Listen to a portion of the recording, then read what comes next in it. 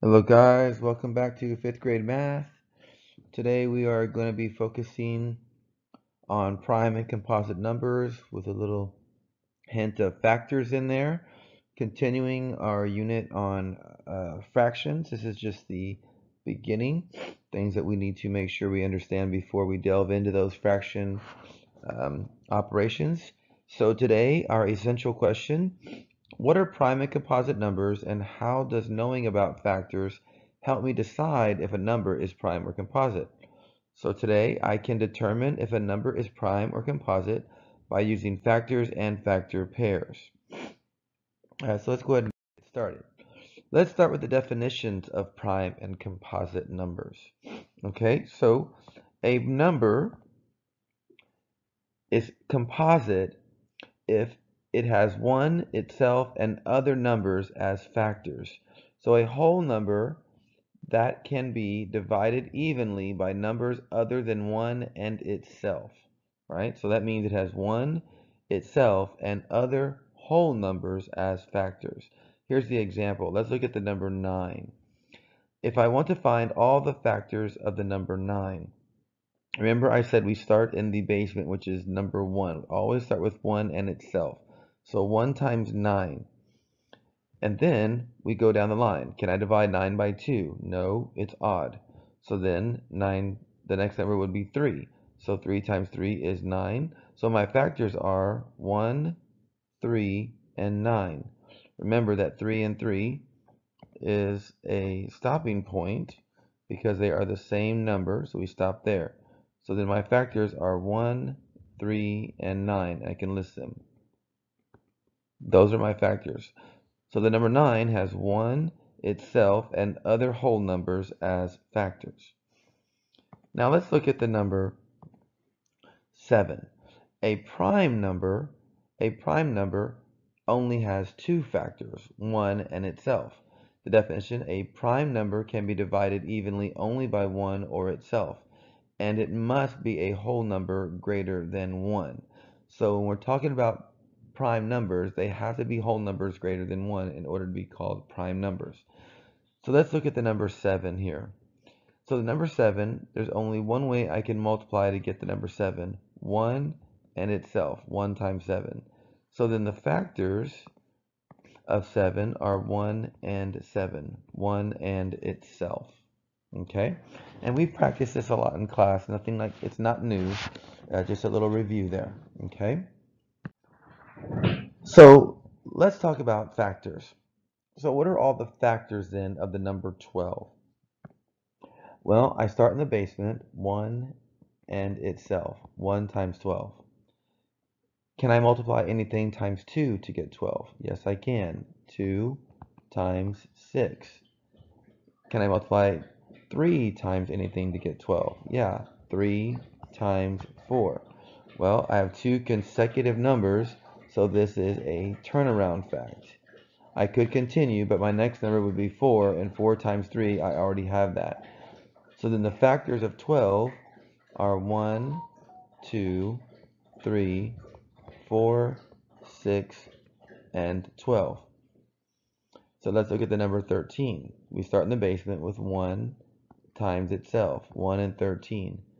Can I multiply 2 times anything? No, it's odd. Can I multiply 3 times anything? Well, 3 plus 1 is 4. 4 is not a factor of 13. So no, I can't divide or multiply it by 3. 4, it's odd. 5 doesn't end in 5 or 0. 6, it's odd. 7, another prime number. 7, 14, that doesn't work. 8, so 9, it's a 3 plus 1. It's not a divisible by 2 or 3. 3 plus 1 is 4, so that's not a multiple of 9. So I pretty much know there's nothing else I can multiply by to get 13. So 1 times 13. So the factors are 1 and 13. So then 12 is a composite number. It has 1 itself and other numbers as factors. And 13 is a prime number because it only has 1 and itself as factors. All right? So let's think about divisibility rules. How does using your divisibility rules help you with determining prime and composite numbers? Well, if I think about the first 5 superheroes, 2, 3, 5, 7, and 11, the first prime numbers. If I know that a number is not divisible by these first 5 prime numbers, chances are it's probably a prime number. It gives me a place to start. So if I use my divisibility rules, that helps me determine if a number is prime or composite by knowing if it is divisible by those prime numbers.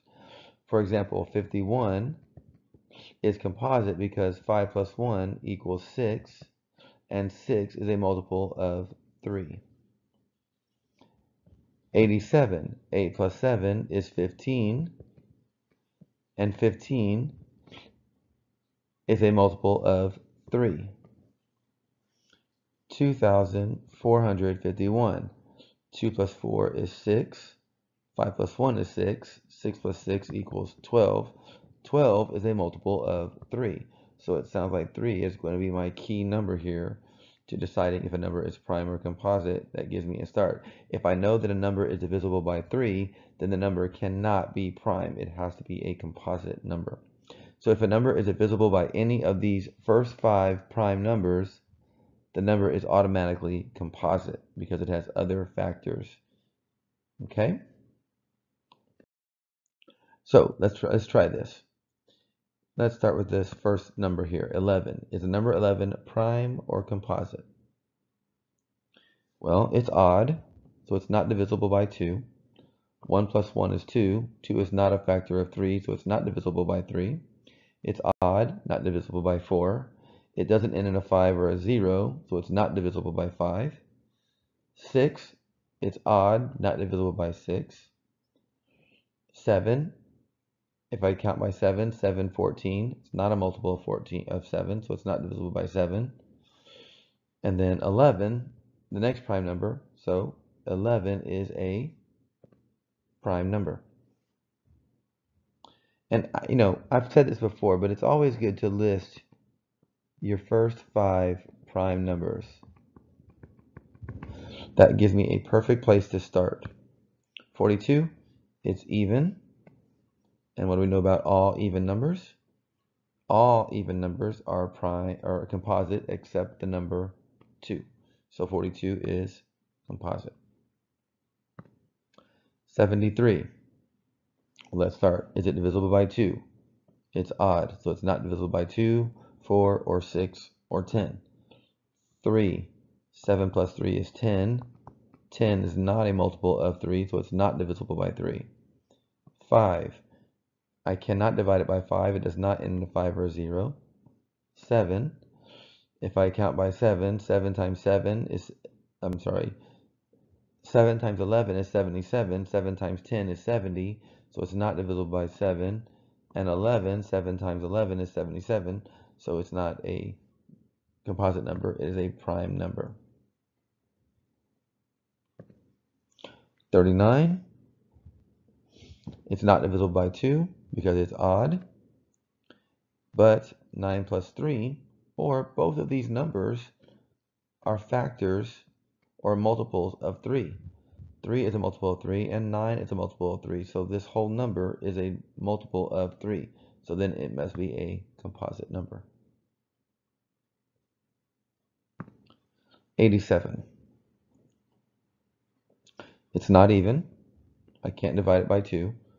8 plus 7 equals 15. I know that 15 is a multiple of 3, so it is divisible by 3. That means it has another factor, makes it composite.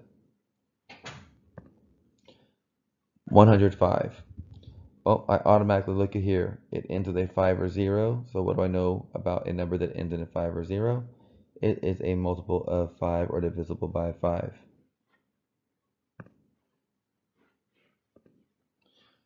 And 53. It is an odd number, so it's not divisible by 2. 5 plus 3 is 8, so it's not divisible by 3. It doesn't end in a 5 or a 0. It's not divisible by 5. If I count by 7, 7 times 7 is 49. 7 times 8 is 56. I didn't say 53, so it's not divisible by 7. 11, 11, 22, 33, 44, 55. I didn't say 53, so it's not divisible by 11. That makes it a prime number. All right, just a little bit of practice there. 459. It's odd, so I cannot divide it by 2. 4 plus 5 is 9. 9 plus 9 is 18. 18 is a multiple of 3, so it is divisible by 3. That makes it a composite number. Okay, so we put this 100 chart in our journals today. Let's look at ways we can find out how many prime numbers there are on a hundreds chart. Just gives us an idea. So the first thing we're going to do is cross off the number 1. Why are we going to cross off the number 1? Because 1 is not prime or composite. Okay. We're going to circle the number 2 because the number 2 is the only even prime number. Next, we're going to start getting rid of all the numbers that we know are composite. That means all the numbers that are divisible by 2, 5, or 10. That means all the even numbers, and I'll get you started. These are all even, right? They end with a 6, a 2, a 4, an 8, or a 0. And I'll let you finish yours on your own.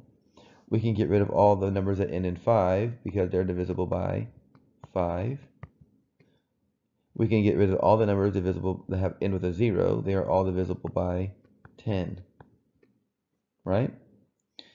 Then we can get rid of all the numbers that are divisible by 3, which are numbers that we count by 3s.